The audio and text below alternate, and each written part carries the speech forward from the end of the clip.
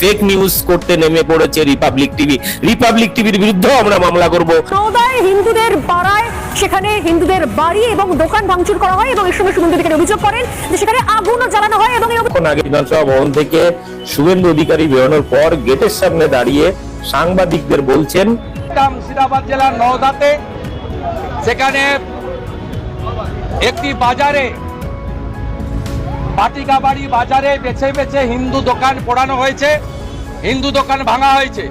এটা নিয়ে বিজেপির আইটি সেলের প্রধান অমিত মালব্য টুইট করেছেন একটা, সেটাকে শেয়ার হচ্ছে গণহারে।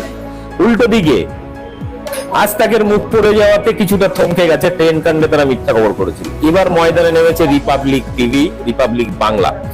তারা যে খবর দেখাচ্ছে এই মুহূর্তে, স্বর্ণালী, তার মহিক রঞ্জন এবং পুরো টিম নেমে গেছে রিপাবলিক টিভির। তারা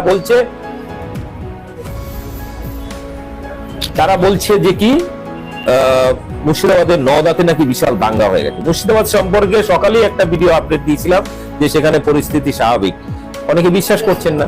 তো আপনাদের সরাসরি সেখানকার এইমাত্র আমি ভিডিও যেটা পেয়েছি সেই ভিডিওটা আপনাদের সামনে তুলে ধরবো। এই ভিডিওটা কই, ফোনটা কই, সেই ভিডিওটা দেখাবো যে সেখানে এই মুহূর্তে কি পরিস্থিতি। আপনাদের প্রত্যেককে অনুরোধ, ভিডিওটি শেয়ার করুন। শুভেন্দু অধিকারী বারবার তার মুখ পুড়েছে ফেক নিউজ করে, ফেক পরিকল্পনা, দাঙ্গা পরিকল্পনা করে ভেস্তে গেছে তার সমস্ত পরিকল্পনা। আজকে বিধানসভার সামনে দাঁড়িয়ে সে দাবি করছে যে মুর্শিদাবাদের নওদাতে নাকি বিশাল বড় দাঙ্গা হয়েছে, সেখানে হিন্দুদের ঘর বাড়ি দোকান মন্দির সব জ্বালিয়ে দিচ্ছে। সেখানকার পরিস্থিতি এখনকার জাস্ট আমি ভিডিও ফুটেজ চেয়েছিলাম, পাঠিয়েছে, সেটা আপনাদের দেখাবো। একই সাথে বড় প্রশ্ন, ট্রেন কাণ্ডের ওই মেয়ের ভিডিও শুভেন্দু অধিকারী পোস্ট করছে, তাকে বাঁচানোর জন্য বিজেপি উঠে পড়ে লেগেছে। আমরা ফোন করলে মেয়েটি ফোন ধরে না, বিজেপির নেতারা ফোন করলে ফোন ধরে, বিজেপির চ্যানেলে বাইট দেয়। এই যে পরিস্থিতিগুলো, মজার ব্যাপার দেখুন, কালকে নওদাতে যে বিজেপির নেতা রাকেশ, কি নাম যেন, রাকেশ ঘোষ গ্রেপ্তার হলো দাঙ্গা লাগাতে গিয়ে গতকাল রাতে। তাকে গ্রেপ্তারের পরে সবার আগে শুভেন্দু চিৎকার করছে, বিজেপির অন্য কোনো নেতা এই নিয়ে কোনো টু শব্দ করেনি, কোনো পোস্টও করেনি। কিন্তু শুভেন্দু অধিকারীর বুকের মানে কি বলবো, জল শুকিয়ে গেছে, বুক ফেটে যাচ্ছে কান্নায় শুভেন্দু অধিকারী। কেন? তার খাস লোক, সে ট্রেন কাণ্ডে ওই মেয়েটিকে দিয়ে চাচাকে থাপ্পড় মারার ঘটনা আমরা যখন জল ঢেলে দিলাম, ঠিক তখন পুলিশকে চাপ দিয়ে আমাদের কিছু চ্যানেলের বিরুদ্ধে কিছু নোটিশ পাঠিয়েছেন, সেটাও ভেস্তে গেছে, তাতেও কাজ হচ্ছে না দেখে সরাসরি ওই নওদাতে বিজেপির এক নেতাকে দিয়ে মুসলিম একটা বাজারের মধ্যে দাঙ্গা লাগানোর ষড়যন্ত্র করেছিল। সেই ষড়যন্ত্রটাও প্রায় ভেস্তে করে দিয়েছিলাম সকালবেলায়। দুপুর বেলাতে হঠাৎ করে, মানে বিকেল বেলাতে হঠাৎ করে বিধানসভা ভবন থেকে বেরিয়ে সাংবাদিকদের বলছেন যে সেখানে নাকি দাঙ্গা হয়েছে, কিচ্ছু হয়নি। কি পরিস্থিতি আপনাদের দেখাই। আমাদের সাংবাদিক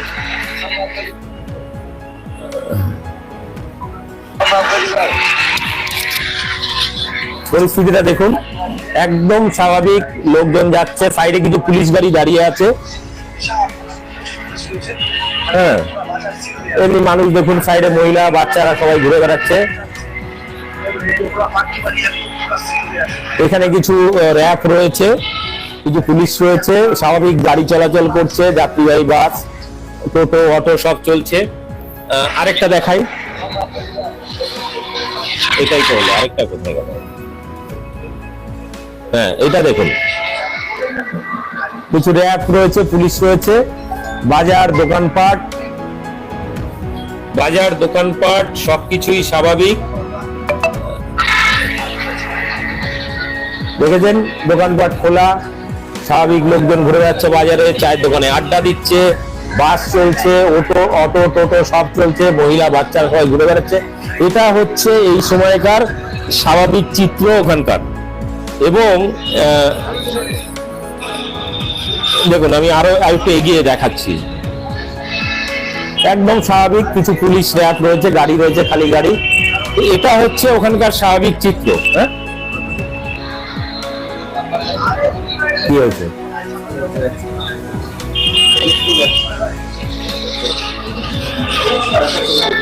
ও, যেখান থেকে এই টোটোতে তোলা হয়েছে সেটা স্কুল গাড়ি, স্কুলের বাচ্চারা স্কুলে যাচ্ছে, সেখান থেকে ভিডিও করে পাঠিয়েছে, মানে স্কুল থেকে ফিরছে আর কি।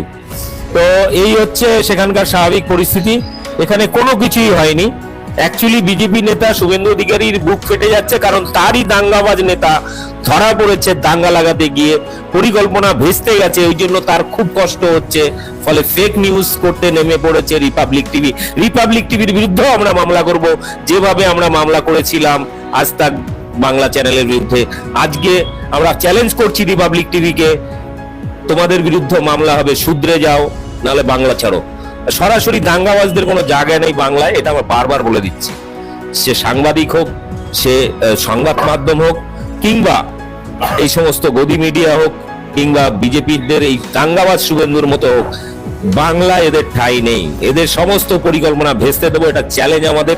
এবং যত চেষ্টা করে যাও, বাংলাকে তোমরা উত্তপ্ত করতে পারবে না, কারণ এটা রবীন্দ্রনাথ, নজরুল এবং নেতাজির বাংলা। ঠিক আছে? ফলে যে খবরটা এই মুহূর্তে রিপাবলিক টিভি দেখাচ্ছে, তাদেরকে এই ভিডিওটা প্রত্যেকে তাদের কমেন্ট বক্সে গিয়ে লিঙ্কটা পেস্ট করে বলুন যে সেখানে কি ঘটছে, আপনারা সরাসরি গ্রাউন্ড রিপোর্ট দেখান। আমাদের সাংবাদিকরা সেখানকার আপ টু ডেট খবর আপনাদের সামনে তুলে ধরছে, সরাসরি আপনাদের কাছে পাঠাচ্ছে, আমি আপনাদের দেখাচ্ছি। সেখান থেকে সরাসরি ভিডিও কল করেও সকালে আমাকে দেখিয়েছে যে সেখানে সবকিছু স্বাভাবিক, কোনো কিছু নেই। নতুন করে উত্তেজনা সৃষ্টি, কারণ একের পর এক শুভেন্দু অধিকারী পরিকল্পনা ফ্লপ হয়েছে প্রত্যেকটা। ট্রেন কাণ্ডে ওই মেয়েটির ভিডিও প্রথম শুভেন্দু পেল, এবং তারপরে যখন আমরা ভেস্তে দিলাম, তারপরে মেয়েটিকে বাঁচানোর জন্য এখন উঠে করে লেগেছে, কেন্দ্রীয় প্রোটেকশন চাইছে, ইত্যাদি প্রোটেকশন দিয়ে রেখেছে, যাতে করে কোনো সাংবাদিক তাকে প্রশ্ন করতে না পারে। তাদের পেটোয়া সাংবাদিকদের তারা ফোন ধরবে, নেতারা ফোন ধরবে, কিন্তু আমাদের ফোন সেই মেয়েটি ধরে না। এই যে পরিস্থিতি, বুঝতেই পারছেন যে পিছনে প্ল্যানিংটা কি। বিজেপি নেতাদের সঙ্গে খুব খাতির মেয়েটির। মেয়েটি ভিডিওর মধ্যে বলেছিল, আমি খুঁজছি তো এরকম দাড়িওয়ালা টুপিওয়ালা লোক যাকে থাপ্পড় মারবো, ভাইরাল হব। তারপরের যে নতুন ভিডিওতে আপনারা বুঝে গেছেন তার ইন্টেনশনটা কি ছিল। ভাইরাল হওয়ার জন্য একটা ধর্মীয় বিদ্বেষকে কাজে লাগিয়ে একটা বয়স্ক মানুষকে এইভাবে থাপ্পড় মেরে ভাইরাল হয়েছে, তাতে খুব আনন্দিত। তার বন্ধুরা বলছে ওয়েল ডান ব্রো, ভিডিওটা দেখেছেন আগে।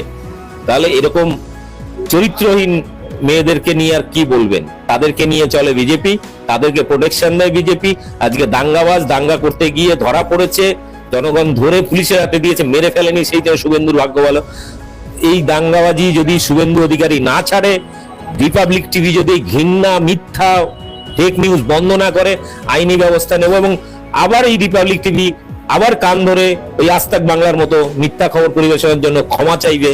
এটাই দেখার অপেক্ষা রইল। প্রত্যেককে অনুরোধ, এই ভিডিওটা ব্যাপক শেয়ার করুন এবং রিপাবলিক টিভির মুখোশ খুলে দিন।